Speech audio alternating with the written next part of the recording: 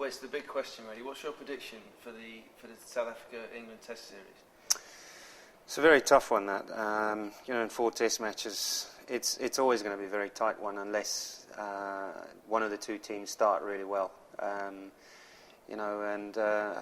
suppose that, yes, it is an old cliche, an old team talk of saying, we've got to start well, but I think South Africa comes into this Test series probably just favourites, simply because of their record in the last few 12 months or more.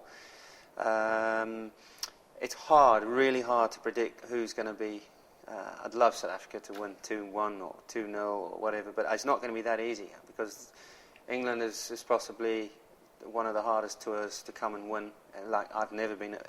Yes, we've won a few Test matches and got close to winning a series, but have not pulled one off. So these young guys have got a chance now to turn it around, and then.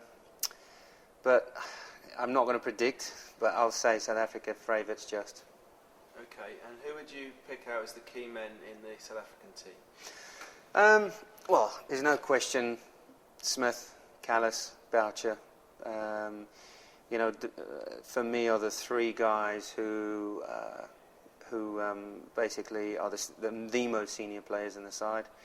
But from a bowling point of view, for the first time, I think South Africa have got a magnificent attack that rates up there with some of the quickest bowlers in the world. Steyn and Tini and Morne Morkel. Those 3 will have probably the guys who will start for South Africa.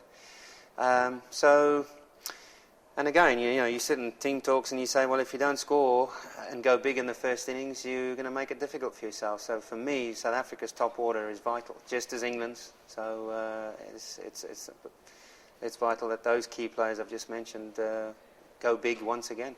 And which English players should the South Africans be wary of? Vaughan, Strauss is coming back, is playing well. Ian Bell, side bottom. Anderson, also in England attack, who's quite hot at the moment. So those are the players I would say that you've got to look out for. And do you think the South African dressing room will be quite pleased that Freddie Flintoff's not on that list for the Test? Yeah, definitely, because he's a massive presence. He gives any side he'll play, and he'll give a hell of a confidence. Yeah, I suppose you'll see him not in the first Test. You'll think, well, yeah, it's a good start. We'll work on that one when we see him. Okay. Last time South Africa were here, Graham Smith did tremendously well with the bat. I believe he scored 2 double centuries. But there were questions about his kind of maturity as a captain. Do you think he's matured since then? Yeah, I mean, I've always said right from the minute when he was selected as captain, I thought that he's young, but he's brash, he's confident, he's very passionate. He's made some mistakes, and when you're young as that at 23 or 24 as captain of a national side, you're going to make mistakes. But he's learning. He has learnt a lot, and I think he's still going to become a very good leader. There's a lot of people who are already matching him with Hansie Cronje. But I think he's learning all the time, and I think he'll go on and probably captain South Africa for a very long time. Okay, another player everyone will be watching is Kevin Pietersen, who's yet to play a Test against South Africa. Do you think he'll be targeted by South African bowlers, or have some remarks in the field at all? It's going to be the talk of the series, I think. Pietersen versus the rest of South Africa.